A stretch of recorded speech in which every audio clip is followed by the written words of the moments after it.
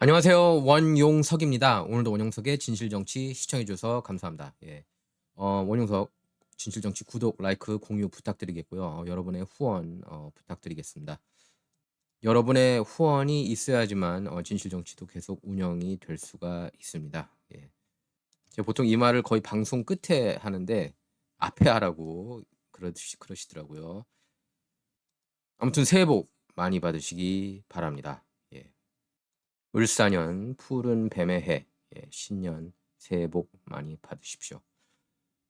예, 한국에서 근데 신년 첫날, 구정 첫날 좀 불상사가 발생했죠. 김해공항에서 에어부산 항공기 화재 176명 전원 비상 탈출, 이렇게 조선일보에서 보도했습니다.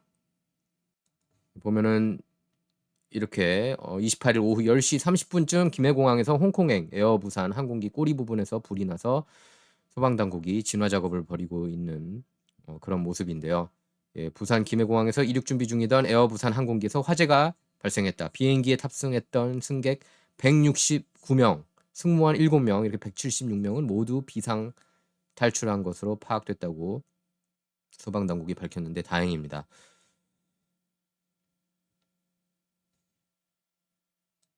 부산소방본부에 따르면 이날 오후 10시 26분쯤 김해공항 주기장에서 이륙을 준비하던 에어부산 ABL 391편 항공기 꼬리 부분에서 ABL 391편 항공기 꼬리 부분에서 불이 났다는 신고가 들어왔고요. 여객기는 오후 10시 55분쯤 홍콩으로 출발할 예정이었습니다.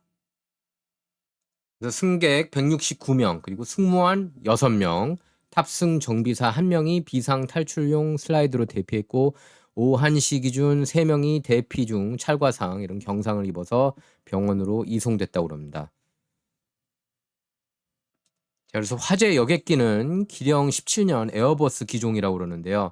8년 전 아시아나 항공에서 인수를 했다고 합니다. 어쨌든 모두 비상 슬라이드를 통해 탈출 완료한 상태라고, 그래서 천만 다행입니다. 무안공항 사고 때는 181명, 탑승객 181명 중에 179명이 사망하는 그런 엄청난 재앙이 있었는데, 그래도 이번에는 다행입니다. 그리고 윤 대통령 얘기를 할 수가 없는데요. 이번 계엄이 왜 내란이냐? 헌법 테두리 내에서 이루어졌다. 저도 100%그 말에 동의합니다. 역사상 가장 평화로운 계엄령이었어요. 인명 피해 없었고 유혈 사태 없었습니다. 그리고 실탄도 안 들어가 있었고 공포탄 아니었습니까? 그러니까 처음부터 이거는 계엄령이라기보다는 계몽령이었다는 게 맞는 말이에요. 계몽령. 국민들을 깨어나게 하기 위해서 거대 야당의 폭군 정치를 고발한 겁니다. 국민들한테. 그래서 이건 동아일보에 나온 건데요. 12.3 비상계엄 선포에 따른 내란 우두머리, 내란 수괴 혐의로 구속 기소된 윤석열 대통령이 이번 계엄이 왜 내란이냐, 어떻게 내란이 될 수 있느냐, 이렇게 말했다고 보도했습니다. 석동현 변호사는 서울구치소에 수용된 윤 대통령을 변호인단과 함께 접견한 뒤 언론에 이 같은 내용이 담긴 윤 대통령 입장을 전했다고 밝혔습니다.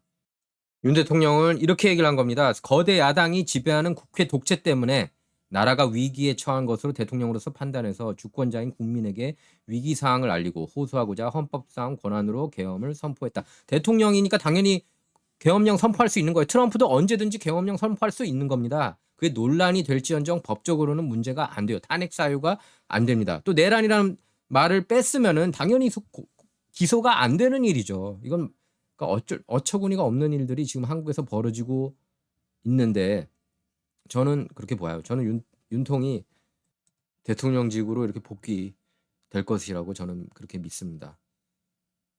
그리고 많은 국민이 거대 야당의 그런 의회 독재가 있었다는 것에 대해서 많이들 이렇게 깨어난 모습이에요.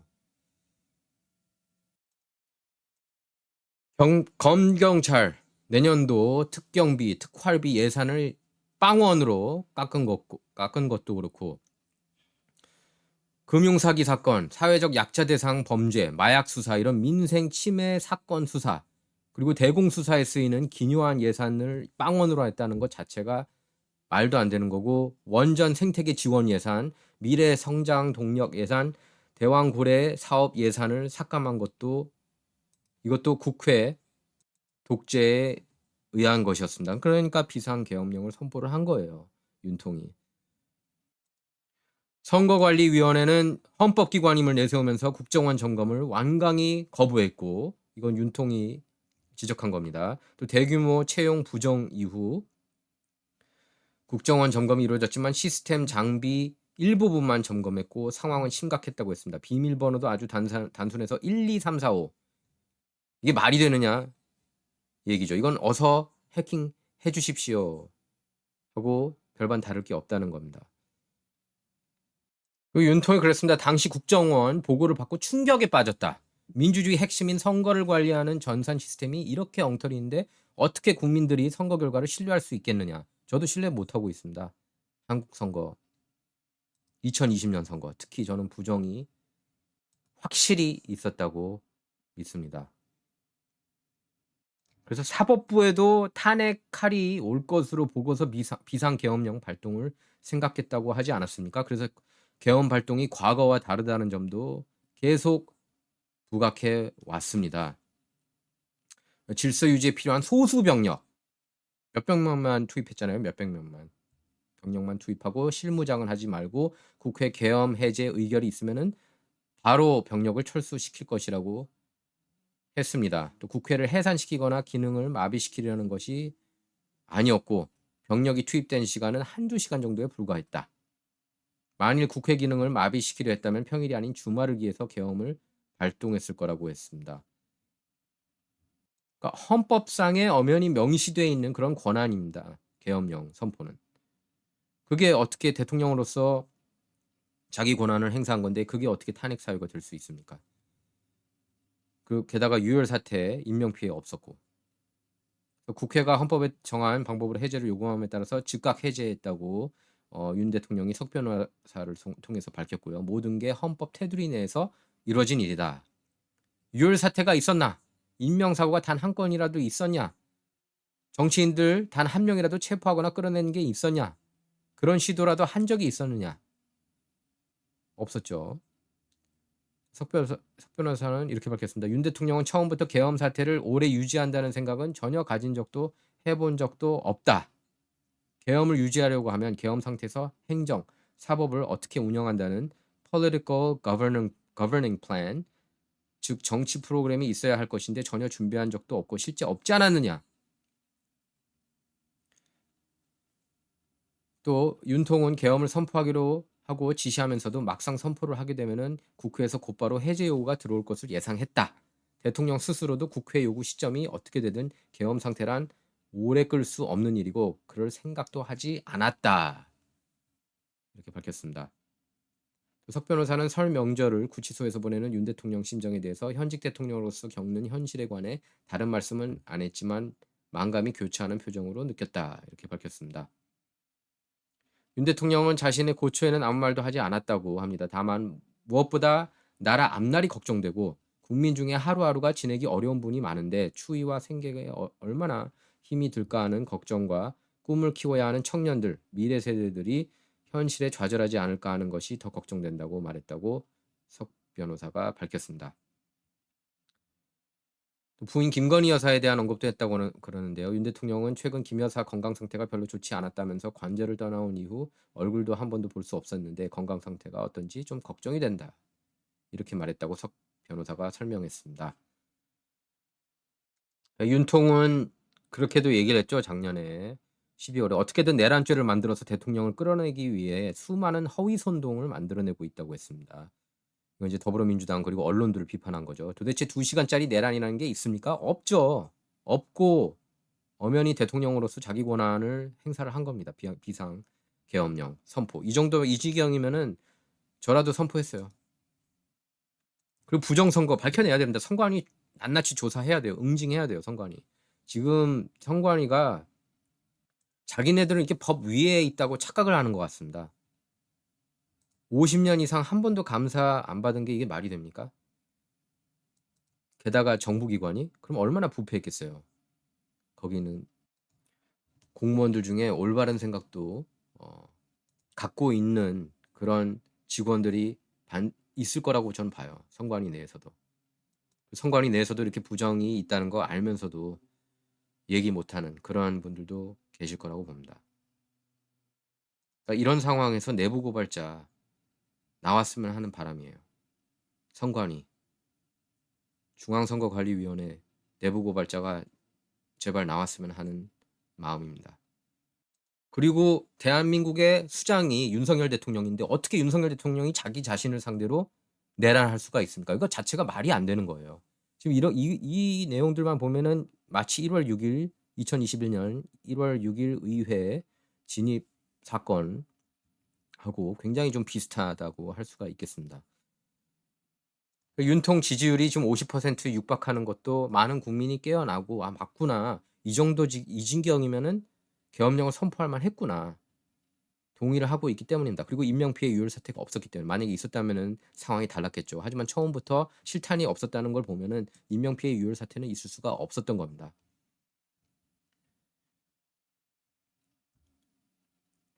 이 방법밖에 없었다고 했고요, 윤통은. 그 길밖에 없다고 판단해서 내린 대통령 헌법적 결단이다. 헌법적 결단이자 통치행위가 어떻게 내란이 될 수 있느냐. 지금껏 국정 마비와 국헌 문란을 주도한 세력과 범죄자 집단이 국정을 장악하고 대한민국 미래를 위협하는 일만큼은 어떤 일이 있어도 막아야 한다. 나는 끝까지 싸울 것이다. 이렇게 밝혔습니다. 트럼프의 Fight Fight Fight 연상시킵니다. 끝까지 싸울 것이다. 맞아요. 끝까지 싸워야 돼요. 이건 정치에서 이길 수 있는 방법은 끝까지 싸우는 겁니다. 특히 올바른 진영에 있는 분들이 끝까지 싸워야 된다는 거죠. 부패한 진영에서는 끝까지 싸울 필요가 없는 거고요. 그러면서 윤통이 뭐라고 그랬습니까? 마지막 순간까지 국민 여러분과 함께 싸우겠다. 국민 여러분에 대한 나의 뜨거운 충정만큼은 믿어주십시오. 이렇게 밝혔습니다. 저는 그 말씀 믿어요. 윤통 말씀. 자, 그리고 공화당 내에서도 미국 정치로 이제 돌아와서요. 공화당 내에서도 딥스테이트 세력이 여전히 많이 있다는 것 여러분께서 잘 아실 겁니다. 저는 린지 그레이엄도 마음에 안 들어요. 이 사람도 린지 그레이엄 같은 경우에는 친트럼프 인사라는 식으로 한국 한인 언론들이 그렇게 착각해서 많이 보도를 하더라고요. 린지 그레이엄이 친트럼프라고 보기는 힘듭니다. 친트럼프라는 거는 마가 진영인데 이 사람은 제가 마가라고 안 봐요. 공화당 경선 때도 굉장히 이제 치열했고 나름 이제 트럼프를 따를 수밖에 없는 거죠. 지지층이 워낙에 두텁기 때문에 또 안티 트럼프 하면은 날아가니까 사우스 저기 자기가 연방 상원으로 있는 사우스캐롤라이나에서 근데 이런 말을 하면은 바로 이제 의심하게 되는 거예요. 존 볼튼 전 국가안보 보좌관이고 굉장히 괘씸하고 건방진 그런 국가안보 보좌관이었습니다. 이렇게 콧수염이 이렇게 팔자 콧수염. 저는 진짜 그 콧수염부터 마음에 안 들어요. 국가안보보좌관 정부 차원 경호 조치를 취소했죠, 트럼프가. 거기에 대해서 지금 반대한다고 그랬고 이 사람이 또 뭐라고 그랬습니까? 린지 그레이엄 보통 보면 한국에서 이렇게 계속 친트럼프 의원 그러는데 그거 착각하는 거예요. 1월 6일 사태 경찰 폭행자까지 사면한 건 뭐 실수였다 이렇게 얘기를 했죠. 또 계속 이렇게 좀 약간 그 반대 깃발을 들고 있는 그런 모습입니다. 트럼프를 상대로. 저는 그래요. 그 경찰 폭행자까지 사면은 실수다. 이미 형량을 치를 만큼 치렀다고 봅니다. 그동안에 교도소에 있으면서. 전면적인 사면 저는 찬성이에요. 그 FBI하고 의회 경찰 어서 오라 어서 오라 하지 않았습니까? 그거 자체가 잘못된 거 아니에요? 그럼 처음부터 그렇게 문을 열지 말든가 의회에 들어오게. 트럼프가 뭐라 그랬습니까? 지난주에 이렇게 얘기를 했죠. 볼튼하고 파우치 경호를 철회하기로 한 결정에 대해서 자비를 베풀지 않았습니다. 이렇게 얘기를 했어요. 아시다시피 그들은 모두 많은 돈을 벌었다. 존 볼튼도 책 냈잖아요. 화이트 하우스 머머라고 쓰레기 같은 책을. 물론 저도 이제 그 책을 지금 다시 보고 있어요. 왜냐하면 당시 상황에 대해서 좀 알고 싶어 가지고 뭐 존 볼턴이 거기에 뭐 거짓말 덕지덕지 붙였다 그건 아닙니다. 하지만 그 사람이 굉장히 건방지고 시건방진 그런 인간이라는 것을 알 수가 있고 전쟁광이라는 것을 알 수가 있고 제가 볼 때 그 책에서 가장 큰 루저는 문재인 전 대통령으로 나옵니다. 문재인을 완전히 그냥 무시하더라고요, 그 책 보니까. 그래도 한국 대통령인데 '아 이렇게까지 무시할 수 있나.' 그런 생각까지 들었는데 보면서. 뭐 거의 꼽사리 수준으로 그렇게 취급을 하더라고요, 보니까. 뭐 그런 그 트럼프하고 김정은 정상회담 있었을 때. 채굴 많이 팔았고 그걸로. 많이 팔았는지 모르겠지만 하지만 돈을 벌었고 그리고 파우치 어마어마하게 돈 많은 거 아는데 왜 우리 혈세로 그들을 경호해 주느냐 이겁니다. 트럼프가 이렇게 얘기를 했습니다. "아시다시피 그들은 모두 많은 돈을 벌었다. 그들도 자신의 경호원을 고용할 수 있다.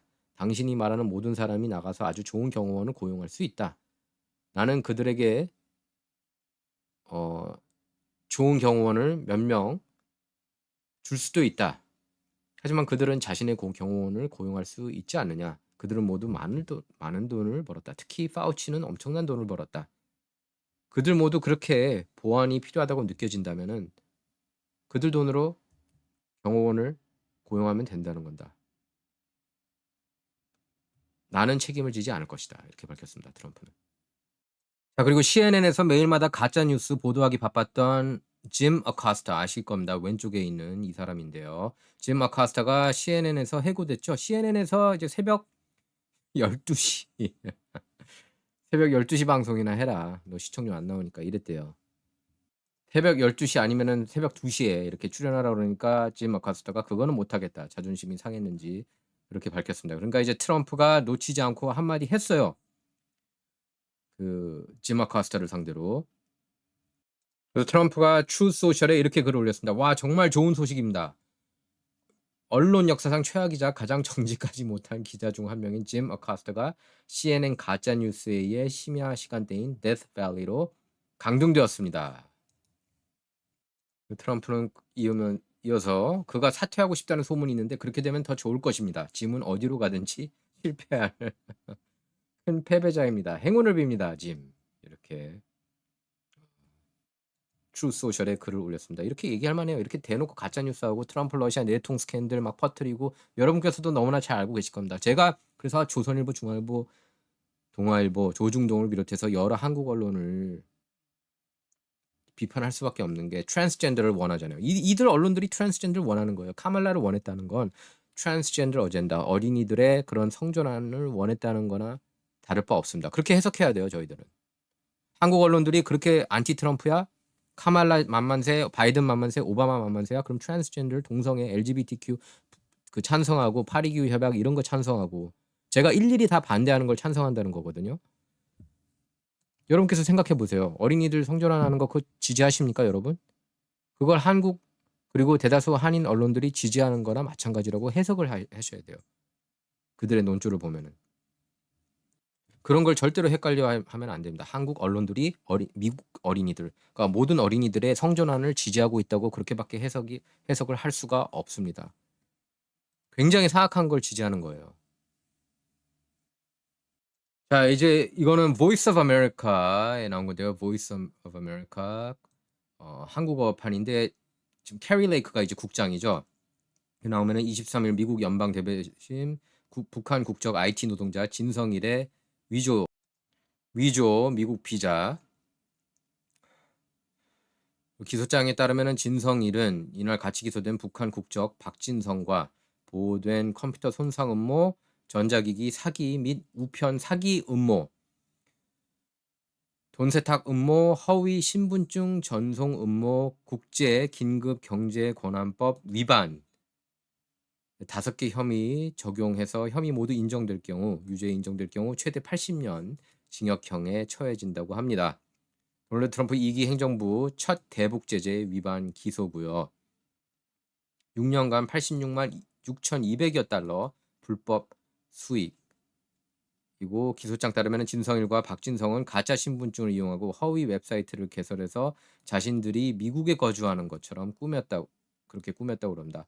원격 근무 방식으로 미국 IT 기업에서 일감 수주하고 미 당국은 진성일과 박진성이 미국 기업에 취업할 수 있도록 도운 멕시코인 1명, 미국인 2명도 함께 기소했습니다. 이들은 미국 기업 취업에 필요한 신분증 빌려주고 미국 기업으로부터 노트북 컴퓨터 수령하는 등 조력 행위. 수령한 노트북에는 원격 접속 소프트웨어 설치돼서 일명 노트북 농장으로 보내졌고 진성일은 이곳 노트북 농장으로 접속해서 마치 미국에서 근무하는 것처럼 위장해 업무를 봤다고 그럽니다. 기소장에 따르면 2018년 4월부터 2024년 8월까지 진성일과 박진성이 총 64개 미국 IT 기업에서 올린 수익이 최소 86만 6,200여 달러. 아까 보셨죠? 자금은 중국은행 계좌통해 돈 세탁을 거쳐서 북한 무기 프로그램 개발 위한 자금으로 쓰였다는 것이 법무부 설명이라고 합니다. 법무부는 미국 기업들을 속여가며 무기 프로그램 포함한 북한 정권 우선순위에 자금 지원하는 북한 사이버 제재 회피 계획 막기 위해 전념했다고 지적하고 있습니다. 우리의 노력에는 북한 행위자들과 그들에게 물질적 지원 제공하는 자들에 대한 적극적인 추적 포함, 그러면서 원격 채용 과정 강화해야 대면 진행 권고가 됐고요. 인사관리 시스템에서 동일한 이력서 내용 및 연락처 가진 다른 지원자 있는지 교차 확인하고 지원자 출신 지역 및 학력에 대한 세부적인 질문, 그리고 가능한 한 대면으로 채용 및 입사 과정 진행할 것 권고했습니다.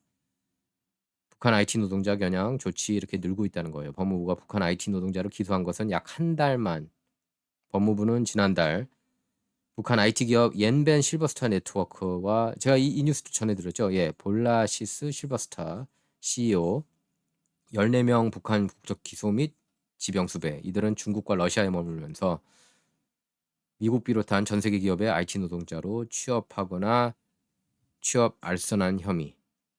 지금 그래서 이재명 더불어민주당 당대표가 벌벌 떨고 있다는 얘기가 나오고 있습니다. 왜냐하면 대북 송금 혐의 800만 달러.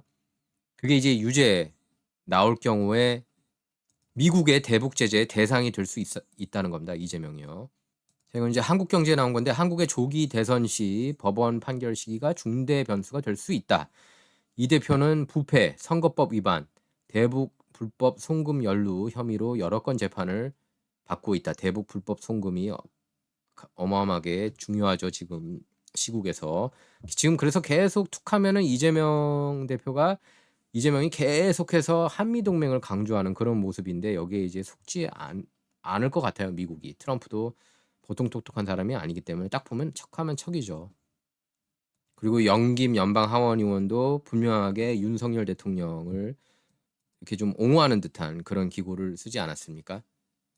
그러니까 어떻게 보면 이제 미국 공화당하고 한국의 국힘당이 이렇게 같이 가는 그런 모양새가 아닌가 싶은데요. 이런 와중에 더불어민주당하고는 이렇게 많이 좀 삐걱거릴 수밖에 없는 그런 정치 어젠다가 너무나 판이하게 다르죠. 미국 공화당 트럼프하고 한국의 그 더불어민주당하고. 선거법 사건에서 작년 11월 공직선거 출마가 금지되는 유죄를 받고 항소심이 진행 중이라고 그랬고요. 사법 리스크를 다루는데 미국 의원이라면은 어떤 부분이 가장 눈에 들어오는가? 당연히 대북 불법 송금 연루다. 예, 곧 쌍방울 불법 대북 송금 사건인데 이건 진짜 어마어마하게 크게 잘못된 거고 대북 송금 자체가 굉장히 잘못된 거고 탈북자들 비판하는 더불어민주당도 굉장히 잘못된 거예요. 그렇기 때문에 더불어민주당을 지지할 수가 없는 거예요. 탈북자들을 비판하는 그런 당으로 전락했기 때문에. 나머지도 중범죄지만 미국 내에서도 형사처벌 받을 수 있는 사안이라는 겁니다. 북한에 800만 달러 보내는 데 있어서 이재명이 큰 역할을 했다면은 미국 내에서도 형사처벌 받을 수 있다는 얘기예요. 자, 여기 이렇게 나옵니다. 대량 현금, 대북 송금은 안보리 결의는 물론 미국의 독자 대북 제재 행정명령에도 명백한 위반이다. 안보리 결의 물론이고 미국 법에도 어긋난다는 거예요. 안 그래도 트럼프가 한국이 자기를 별로 지지하지 않았다는 거 알고 있거든요. 트럼프가. 특히 더불어민주당 쪽이. 근데 이런 행위들 보면 가만히 있겠어요. 트럼프가. 지금 미국 내에서도 그러니까 트럼프가 너무 이제 황제같이 그 행동하는 거 아니냐 뭐 그런 비판이 나오고 있는데 저는 트럼프라면 그럴 자격이 충분히 있다고 봅니다. 딥스테이트를 무너뜨린 그런 사람이기 때문에. 그리고 그동안에 얼마나 정치 탄압 많이 받았어요. 전 자격 된다고 봐요. 트럼프가 지금 이렇게 자기 활동 반경 그리고 일반적인 미국 대통령 그 이상의 반경을 지금 넓혀가고 있거든요. 저는 찬성해요. 적극 100%, 200% 찬성합니다. 트럼프 이렇게 강하게 밀어붙여야 돼요. 국제사회가 트럼프를 상대로 굉장히 싸가지 없게 나왔잖아요. 트럼프가 여기에 대해서 당연히 응징해야 되는 건 당연한 거예요. 당연한 것. 그러니까 트럼프가 다 리스트를 이렇게 쌓아놨을 거라고요. 당연히 한국도 거기 안에 대상에 올라가 있는 건 그건 부인할 수 없는 사실이고 굉장히 안티 트럼프 부르짖지 않았습니까? 언론부터 해가지고 이걸 트럼프 팀에서도 알고 있어요. 모르는 게 아닙니다. 우리가 이렇게 보도해도 모르겠지. 다 이렇게 들어간다니까요. 그래서 대북 제재 행정명령에 위반할 경우는 어떻게 된다? 미국 내 자산 동결 및 미국 금융기관과의 거래 금지는 물론 징역형이나 벌금, 자산 몰수까지 취해질 수 있다. 설령 이런 것들이 유예된다고 해도 한 가지 분명한 제재가 있다. 미국 입국 자체가 불허가 된다는 거다. 그러면서 이렇게 나와 있습니다. 쉽게 말하면 미국 주요 동맹국 유력한 대통령 후보가 미국 입국이 금지되는 블랙리스트에 오를 수 있는 중대 범죄 피의자라는 것이다. 그래서 지금 한미동맹 부르짖고 있는 겁니까? 보니까 막 이렇게 태극기 또 휘날리고 그러더라고요. 더불어민주당 쪽에서 마치 국힘당 된 것처럼 태극기 부대가 된 것처럼 말이죠. 태극기 싫어하지 않았나요? 더불어민주당 쪽에서는 갑자기 이렇게 태극기 휘날리는 모습들을 보는데 누가 보면 이거 국힘당 아니면 태극기 부대인 줄 알겠습니다. 한미동맹 외치고 한미동맹 별로 안 좋아하지 않았나요? 더불어민주당 쪽에서는 친중 친북 아닙니까? 더불어민주당은 트럼프가 이제 그 어떤 대통령보다 막강해지니까 공포심을 느끼는 겁니까? 맞아요. 트럼프가 뭐라고 그러는지 아십니까? 트럼프가 이건 대선 후보 때 얘기를 했습니다. 미국에서 전 세계에서 누가 제일 막강하냐? 미국 대통령이라고 그랬어요. 전 세계에서 가장 막강한 권한을 지닌 것. 특히 이제 미국 내에서 대통령 이상 파워를 발휘할 수 있는 그런 정치인이나 정치기관 없다고요. 언론도 안 되고. 그게 이제 트럼프가 첫 번째 임기 때 느낀 점입니다.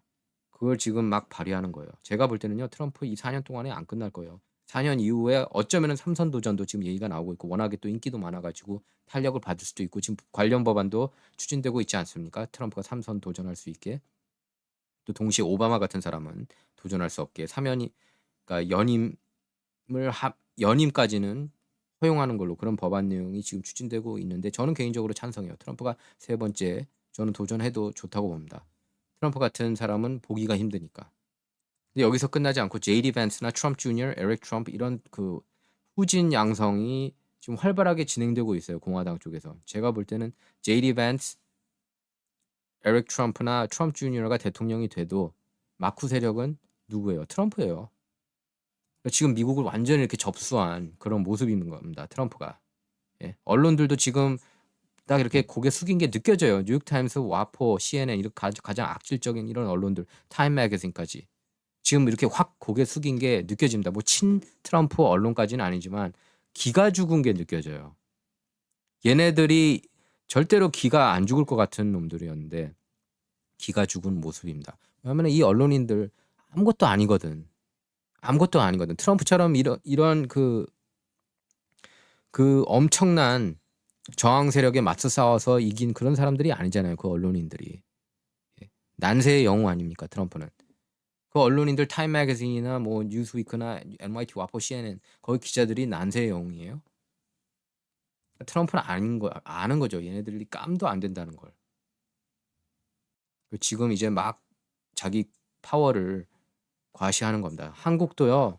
자꾸 안티 트럼프 제가 볼 때 일부 언론 아직도 안티 트럼프 하는데 그러다가 정말 혼납니다. 정말. 그 전한길 선생님이 제가 요새 전한길 선생님 그 영상을 지난주부터 좀 보기 시작했는데 미국에 대한 고마움은 느껴야 된다고 봐요. 예, 지금 제가 보니까 한국에서는 많이 잊은 것 같아요. 미국에 대한 고마움을 미국이 아니었으면 한국이 이렇게 눈부신 경제 성장할 수가 없었습니다. 해방될 수도 없었고 사람이 살면서 이게 고마워할 줄 알아야 되거든요. 근데 미국에 대한 고마움이 없는 것 같아요. 제가 볼 때는 더불어민주당 쪽 특히 그러면서도 자기 자식들은 다 미국 유학 보내려고 그러고 솔직히 냉정하게 객관적으로 한번 따져보자고요. 누가 더 친민입니까? 국힘당하고 더불어민주당. 더불어민주당 여러분께서도 아마 인정할 거예요. 기본적으로 안티 미국이라는 것, 친중이라는 것, 더불어민주당이.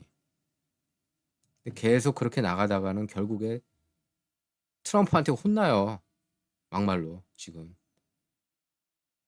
트럼프가 제가 볼 때는 그러니까 24년으로 끝난 게 아니라니까요. 4년, 8년 계속 이 마가 정신이 더 제가 볼 때 시간이 가면 갈수록 더 강해지면 강해졌지 약해지지는 않을 겁니다. 그 트럼프 영향력은 커질 거란 얘기예요, 미국에서.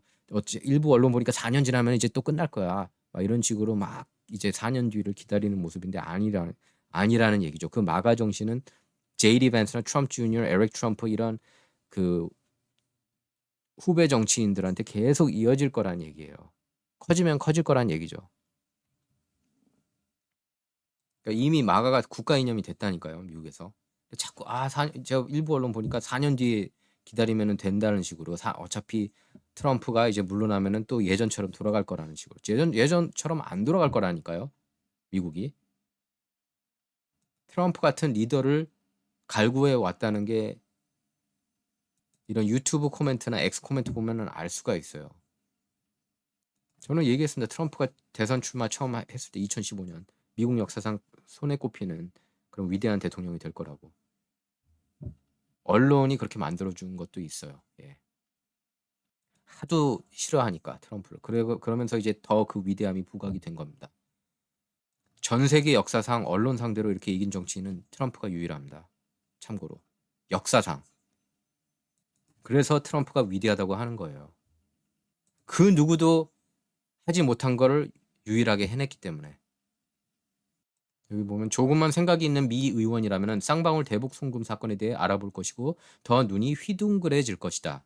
검찰 공소장에 따르면 경기지사 시절 이 대표 측은 문재인 대통령의 남북 정상회담 방문단에 박원순 서울시장은 끼었지만 이 대표는 배제된 데 위기감을 느끼고 단독 방북을 기획한다. 그것도 문 전 대통령처럼 육로를 통해서다.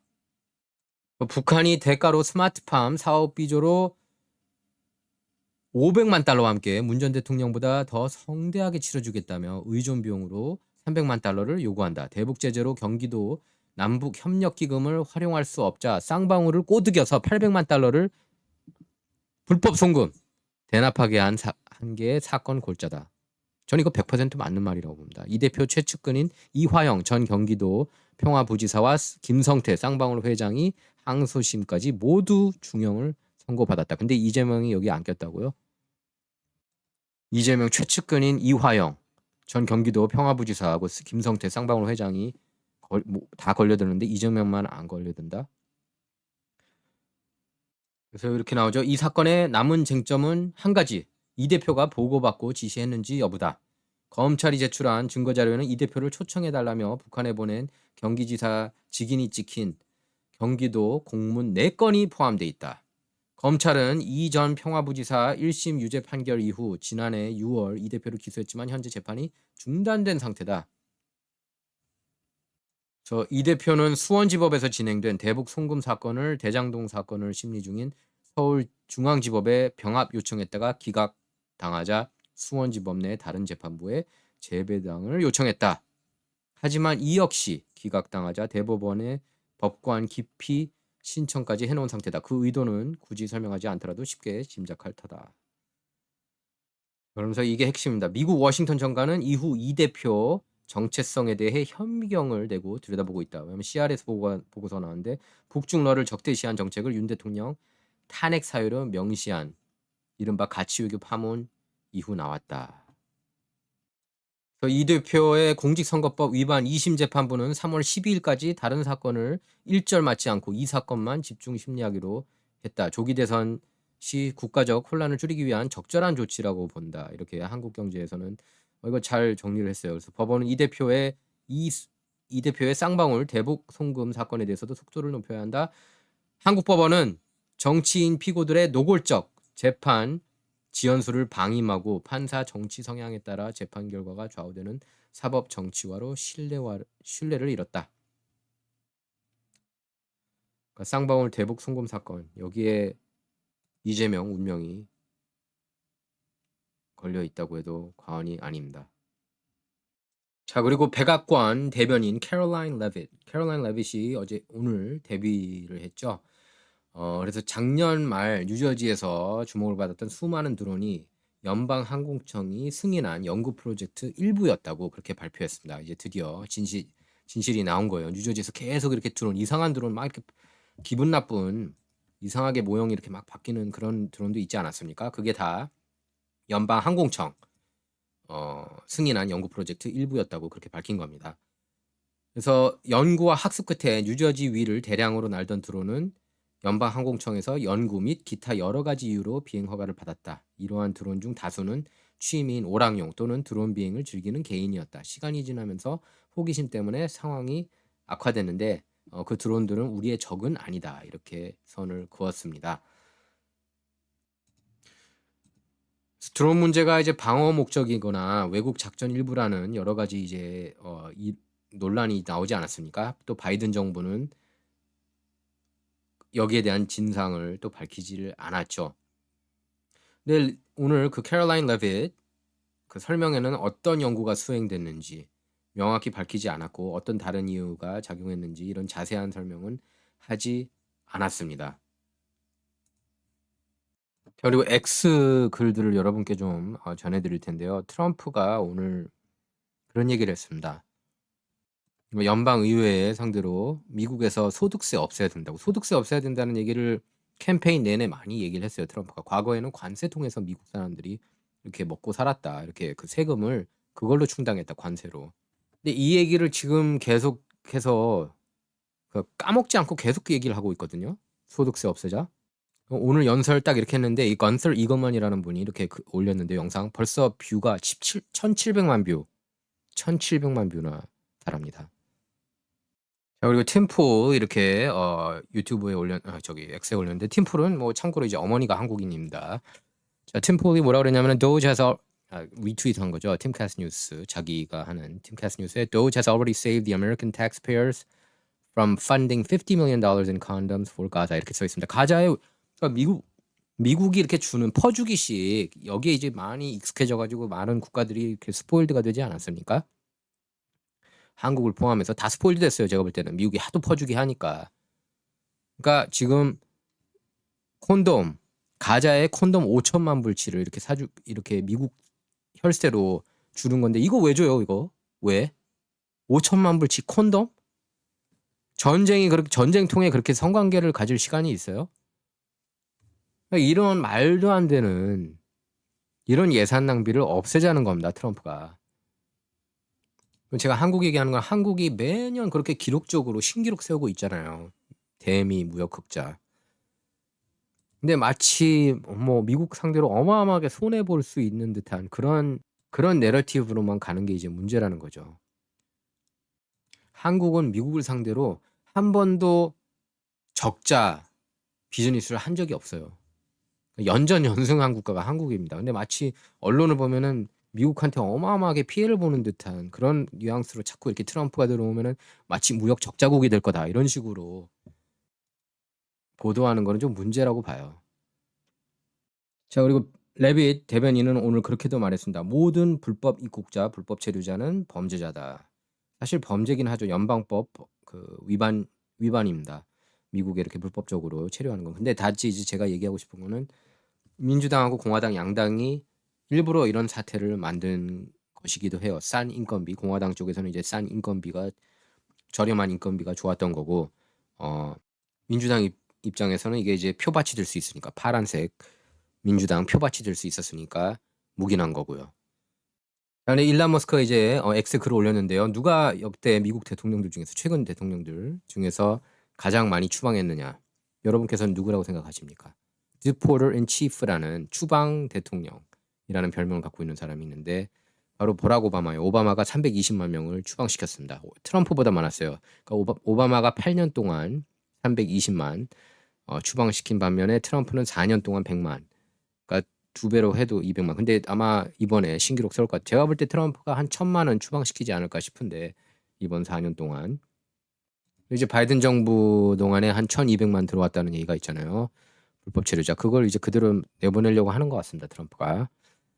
예, 기록 보면은 이제 빌 클린턴이 8년 집권하는 동안에 87만 추방했고요. 조지 W 부시는 200만 추방시켰습니다.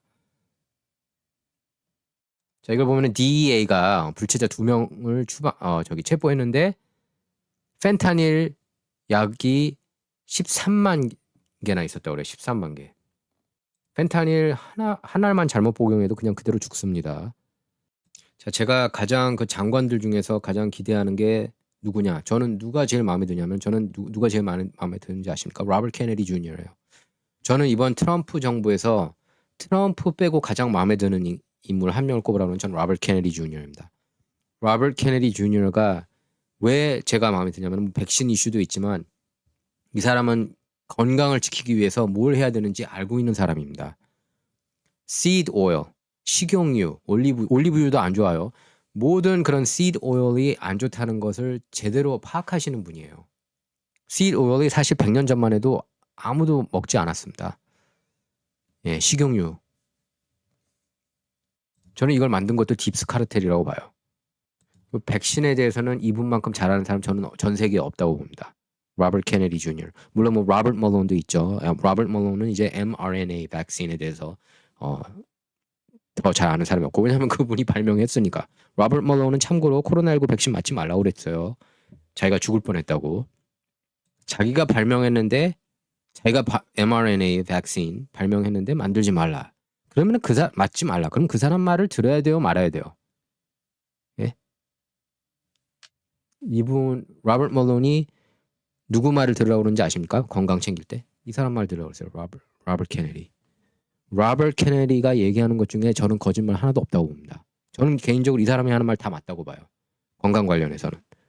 보건복지장관. 저는 제일 모든 트럼프 그 내각에 있는 사람들 중에서 제가 개인적으로 가장 트럼프 내각에서 제가 마음에 들고 가장 지지하는 사람이 있다면 바로 이분이에요. 로버트 케네디 주니어. 물론 뭐 기후변화 이슈에 대해서는 제가 동의하지 않지만 건강 이슈에 대해서는 저는 전적으로 동의합니다. 맞아요. 튀긴 음식 다 안 좋아요. 사실 설탕 안 좋고 유제품 안 좋고 씨드오일 안 좋습니다. 식용유 같은 씨드오일 안 좋아요. 그리고 글루텐 역시 안 좋습니다. 그러니까 빵도 안 좋은 거예요, 몸에. 특히 아시안이라면은 밥이 좋습니다. 밥이. 저도 한식 먹을 때가 더 좋거든요. 일반적으로 저는 그래서 뭐 약속 잡으면 거의 한식 먹어요. 아마 저랑 같이 밥 먹는 분들은 아실 겁니다. 제가 한식 광이라는 거. 웬만해서는 이제 이탈리안 음식은 좀 피하려고 그러고 뭐 먹어도 뭐 글루텐 프리. 사실 제가 까탈스러운 느낌을 주기가 싫어서 그냥 먹을 때도 있는데 원래는 그 글루텐도 안 좋아요, 몸에. 지금 그래서 일본에서 한창 뜨고 있는 그 정치인이 있어요. 후보지만 의사 출신. 그 제가 알고 있기로는 노벨 의학상 2위까지 올랐던 분인데 그분이 굉장히 이런 말들을 강조하는 것으로 알려졌습니다. 예. 근데 미국에서는 누가 이런 걸 강조하느냐? 지금 보이시는 로버트 케네디 준. 저는 이분이 대단한 애국자라고 봐요. 15년간 30분을 기도했대요. 미국인들 건강 개선시키기 위해서. 지금 미국인들 건강 안 좋은 거 아시지 않습니까? 가보세요. 공항 어딜 가도 가보세요. 그렇게 비만이 그냥 일반 비만이 아니라 막 500파운드, 600파운드 이런 사람들이 있는 거 아시지 않습니까? 그건 문제 있는 거 아니에요? 근데 이게 그들이 절제를 못해서라기보다는 음식에 문제가 있어서라고 봐야 됩니다. 지금 미국의 음식들이 그렇게 완전히 그냥 그 음식도 아닌 음식이 나오는 거예요. 그 독국물 같은 게 그 로버트 케네디 주니어 말대로. 물론 뭐 그렇다고 뭐 나는 평생 맥도날드 안 먹을 거야. 뭐 그건 아니죠. 저도 맥도날드 좋아하거든요. 햄버거. 근데 이제 그러니까 맥도날드를 꼭 비교하는 건 아니지만 뭐 트럼프가 굉장히 좋아한다고 하니까 뭐 로버트 케네디 주니어도 먹긴 했잖아요. 근데 이제 기본적으로 제가 볼 때는 뭐 도너츠나 여러분께서 더 잘 아실 거예요, 저보다. 예. 뭐가 안 좋은지 아시지 않습니까? 그러니까 되도록이면 피하려고 하는 그런 노력은 중요하다는 거죠. 예. 저도 햄버거 땡길 때는 햄버거 먹습니다. 예, 오늘도 먹었어요, 사실. 근데 오늘은 이제 집에서 먹었는데 그런 그 튀기지 않고 이렇게 물로 이렇게 좀 다른 방식으로 만든 햄버거를 먹었습니다. 제가 볼 때는 이거 밸런스를 밸런스를 이 균형 잡힌 식사하는 게 중요한데 특히 이제 씨드 오일은 안 좋다는 게 그건 확실해요. 미국을 위대하게 만들려면 미국인들이 건강해야 되지 않습니까? 미국인들 건강을 위해서 이분보다 더 열심히 싸우는 사람은 저는 없다고 봐요. 로버트 케네디 주니어. 오늘 보도 보니까 50표를 확보했다는 그런 뉴스가 나왔습니다. 그리고 트럼프 마가 공약을 계속 지켜나가는 모습인데요. 트럼프는 기업들이 미국으로 다시 돌아오도록 노력하기 위해서 대만에서 오는 반도체에 관세를 부과해서 미국 반도체 산업을 되살리겠다고 약속했습니다. 알렉스 존스가 이렇게 X에 글을 올렸어요. 자, 그래서 로버트 케네디 주니어가 대선 출마했을 때 그때 부통령 후보로 그 니콜 샤나한 같은 경우는 이제 구글 창업자인 세르게이 브린의 전부인이죠. 그래서 뭐 엄청난 억만장자인데 RF 케네디 주니어 보건복지부 장관 인준 반대하는 사람들에 대해서는 경선 때 상대 후보를 지지하겠다고 그렇게 밝혔습니다. 오늘 X에 이렇게 글을 올렸는데요. 영상까지 올리고 이걸 이제 그 컬린 러그가 이렇게 글을 올렸는데 미치 머카넬, 린지 그레엄, 리사 머카우스키, 수잔 콜린스, 빌 캐시디, 톰 틸리스, 제임스 랭포드, 코리 버커, 존 페더맨, 버니 샌더스, 캐서린 코르테스 마스터 이분들한테 이렇게 영상 편지를 보낸 겁니다. 그러면서 이들에게 경고장을 보낸 거예요. 너네들 만약에 RFK 주니어 반대하면은 보건복지부 장관 되는 거 반대하면은 나 가만히 안 있겠다. 그렇게 밝혔습니다. I won't if you vote against him. 이렇게 while Bobby may be willing to play nice, I won't if you vote against him. 그러니까 이분도 굉장히 미국인들 건강을 걱정하시는 분이에요. 미국의 가장 큰 문제는 물론 언론이 이제 가장 부패했다는 건 그 문제는 이제 해결이 됐습니다. 이번 선거로 인해서.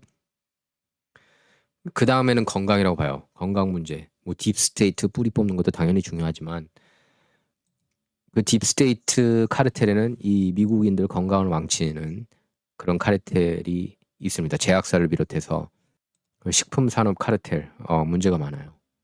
뿌리 뽑아야 됩니다. 그래서 미국을 다시 위대하게 만들자고요. 다 같이. 미국이 위대해져야 한국도 다시 위대해질 수 있다고 봅니다. 모든 나라가. 예. 자, 이걸 제가 얼마 전에 인터뷰했던 타라오 박사께서 이렇게 글을 올렸습니다.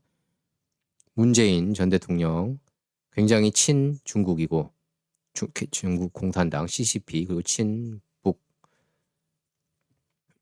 정치 인사라고 그러면서 이 단죄의 시간이라는 분의 트윗을 리트윗했는데 문재인 책방에서는 아이들에게 이런 책을 팔고 있다. 저기서 저런 걸 파는 것도 문제지만 저길 데려가는 ABM이는 여기에 이제 보면은 김정은 내 친구 이런 책이 있어요. 예. 내 친구 김정은. 자, 그리고 이렇게 베니 존슨이 X에 글을 올렸는데요. 오늘 아침 브랑스 뉴욕이죠. 브랑스에서 이민 단속국이 오로라 아파트를 점령한 트렌데 아라구아 깽단 지도자를 급습해 체포했습니다. 기억나시죠? 콜로라도주 오로라에서 이렇게 아파트를 급습했던 그 불법 체류자. 이게 바로 지금 트럼프 정부가 열심히 일하고 있다는 증거예요. 이런 영상들이 바로. 자, 그리고 트럼프는 이제 안티 트랜스젠더 어젠다 계속 푸시하고 있습니다. 트랜스젠더로 확인된 8,980명의 현역 군인과 5,727명 예비군을 즉각 해고했습니다. 트럼프가. 그러면서 이제 미군은 정신질환이 훨씬 줄어들었다. 이 밀라조이라는 분이 글을 이렇게 올린 거예요. 그래서 병력 부족 걱정하지 마라. 트럼프는 불법으로 인해 제대한 그 바이든 정부의 그런 코로나19 백신 의무 따르지 않은 그런 사람들을 다 복직시키겠다고 그랬습니다. 8,000명을 방금 다시 고용했기 때문에 인력 부족 걱정하지 마라. 이렇게 글을 올렸습니다. 시원시원합니다. 매일마다 너무 기분 좋은 뉴스가 많아요. 트럼프 관련 뉴스. 원이라 브라더릭이 이 사진 올렸는데 이제 이런 꼴 안 봐도 된다는 겁니다. 저게 말이 됩니까? 남자 3명이서 저게 뭐 하는 거예요? 예? 남자는 남자고 여자면 여자지 어떻게 그게 말이 됩니까? 남자가 여자일 수 있고 여자가 남자일 수 있고 그게 말이 됩니까? 그 어젠다를 푸시했던 게 급진 좌파 바이든 정부였습니다. 그거를 대다수 한인 언론하고 한국 언론들이 만만세 했던 거예요. 이런 게 싫어서 됐다니까요, 트럼프가. 7개 경합주 가장 중요한 이슈가 뭐였습니까? 트랜스젠더 반대 움직임이었습니다. 트랜스젠더를 반대하는 거예요, 미국인들이. 특히 어린이들한테 강제 교육시키고 강제로 수술시키고 이렇게 그 사춘기 차단제 복용시키는 것 자체가 말이 안 된다는 겁니다. 근데 이거를 지지하니까 한국 언론하고 한인 언론하고 그러니까 문제라고 하는 거죠. 그러니까 이제 대한 언론이 뜨고 이렇게 유튜버들이 더 뜨는 것일 수도 있지만 그래서 CIA 신임국장 존 래클리프죠. 코로나19로 대중국 포문 열어 이렇게 이제 기사가 나왔는데요. CIA가 코로나19 바이러스가 자연 발생보다는 중국 우한 연구소와 관련이 있을 가능성이 높다는 평가를 내놨습니다. 이건 뭐 다들 알고 있었던 거 아닙니까? CIA 대변인이 이렇게 밝혔죠. 코로나19 기원은 자연 발생설보다는 연구소 유출 가능성이 더 크다. 존 래클리프 CIA 국장이 대놓고 이렇게 밝힌 거예요. 제대로 CIA가 돌아가고 있다는 거 느껴지지 않습니까? 바로 존 래클리프가 들어가면서 자, 이런 CIA 입장 변화가 향후 미국의 대중국 압박 전략에 있어 중요한 전환점이 될 가능성이 크다. 트럼프는 그렇게 생각하고 있어요. 중국이 배후에 있다고 코로나19에도 그리고 자기가 자기를 끌어내리는 데 있어서도 중국이 개입했다고 보고 있습니다. 얼마 전에 미시간주에서 중국 유학생이 부정 투표한 거 기억나시죠? 그리고 그게 결국에 유효표로 계산이 됐다는 그런 어처구니 없는 일이 있었는데 그것도 미시건 총무처 장관이 그렇게 얘기를 했습니다.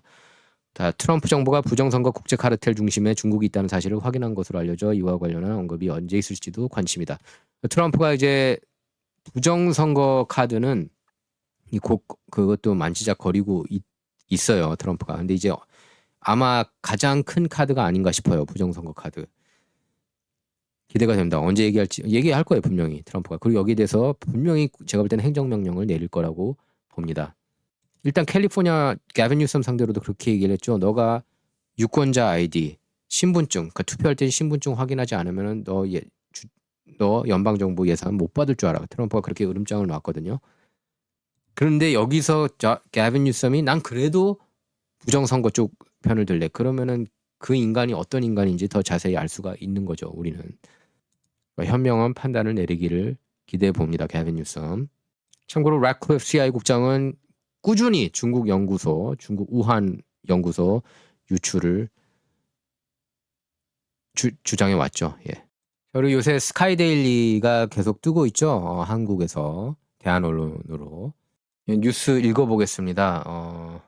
스카이데일리 보면은 지난해 여기 이제 선관위 중국 간첩단 체포는 미국 블랙옵스 팀 작품이다. 한국어 능통 요원들 주축 경찰 복장으로 현장 덮쳐 일망타진 후 경찰 차량 분승 군항기 편에 미 압송 이렇게 나오는데요. 지난해 12월 3일 경기 수원 선거관리 연수원에서 기습 전개된 한미 공조 중국인 간첩단 검거 작전은 미 정보국 블랙옵스 팀 작품인 것으로 밝혀졌다. 이렇게 보도했는데요. 28일 복수 정보 소식통 따르면 이번 작전에는 미 정보당국 산하 블랙옵스 팀이 현장에 투입된 것으로 파악됐다. 비밀리에 활동하는 그들 존재가 공개되기는 이번이 처음이다. 그래서 한국어에 능통한 아시안계 요원들이 포함된 작전팀은 경찰 복장으로 환복한 뒤 계엄시각 중국 간첩단이 은신에 있는 선거관리위원회 연수원 서쪽 외국인 공동주택에 들이닥쳤다.